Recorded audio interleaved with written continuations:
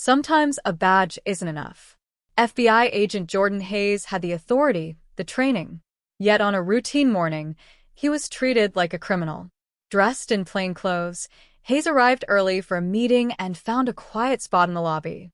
The receptionist noticed him just sitting waiting. She called security, reporting a suspicious individual.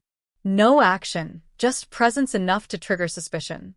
Suddenly, Hayes, a decorated agent, was a suspect. His badge didn't matter. The only evidence, his skin color and his quiet presence.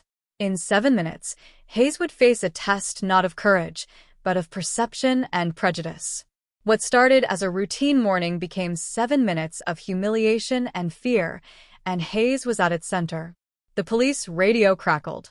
Suspicious male loitering in the lobby. Officers Davis and Chin entered, eyes scanning for a threat. The receptionist nodded toward Hayes. They flanked him quietly. Hayes, still on his phone, sensed the shift. The officers didn't ask what he was doing. They saw a man who didn't belong. Hayes stayed composed. He was an FBI agent, but that didn't matter now.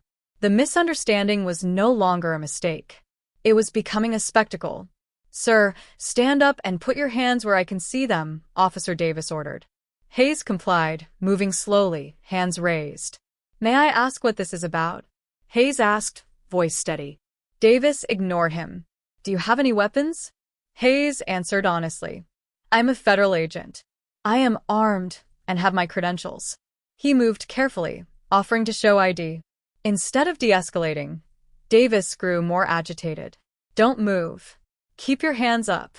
Chun hesitated but followed Davis's lead. Hayes's calm was treated as a trick. His credentials dismissed.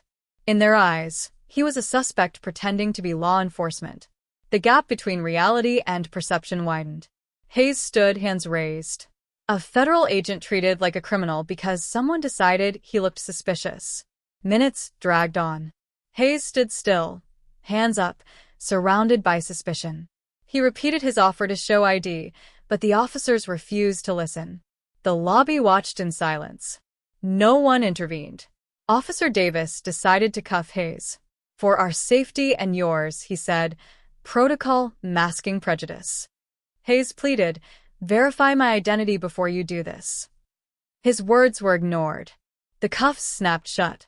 Hayes, a federal agent, was now a prisoner in the building where he was supposed to work. He had done everything right. Calm, compliant, clear. None of it mattered. The damage was done. Senior Agent Reynolds entered, stunned to see Hayes in cuffs. "What is going on here?" he demanded, flashing his badge. "That man is Special Agent Hayes. Take those cuffs off now." Chin quickly unlocked the cuffs, apologetic. "He's a federal agent. Did you even check his credentials?" Reynolds' words cut deep. The law enforcers had become the perpetrators. The standoff was over, but the fallout was just beginning.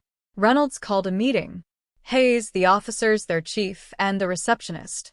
Hayes described what it felt like to be presumed guilty. Davis apologized.